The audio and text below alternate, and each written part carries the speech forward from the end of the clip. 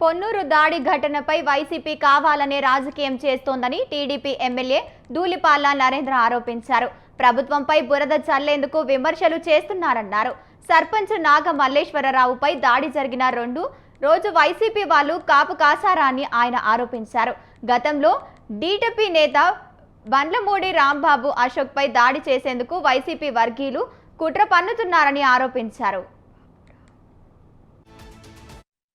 వాడు అంటాడు వాడిని చంపాల్సింది ఈ అశోక్ అంటే ఇప్పుడు ఏదైతే ఈ దాడిలో ఉన్న బాబురావు కొడుకు ఎవరైతే ఉన్నాడో వాడిని కూడా పెట్రోల్ పోసి నిప్పు పెట్టాలి నా కొడుకుని. ఇది వాళ్ళ భాష. వాళ్ళ తండ్రి మీద దాడి జరిగితే వాడిని ఒక్కడనే కాదు వాళ్ళ కొడుకుని కూడా పెట్రోల్ పోసి తగలబెట్టాలంటారు. ఇదే మీ రాజ్యం?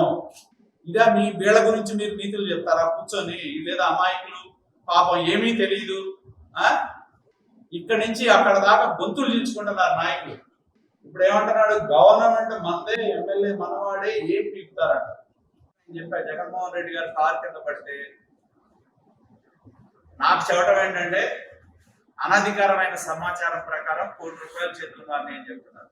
ఎవరికైనా కానీ వాళ్ళ సానుభూతి పరులైన 10 మంది ఉద్యోగులు కేసు కథ అల్లడానికి, కేసు నేరేట్ చేయడానికి, ఏది జగన్మోహన్ రెడ్డి కారు కాదు ఫలానా కారు అక్కడ ఉందని చెప్పడం, దాన్ని తీసుకురావడం, తర్వాత అసలు వీడియోలు బయటకు వచ్చిన తర్వాత జగన్మోహన్ రెడ్డి కారు నిర్ధారించి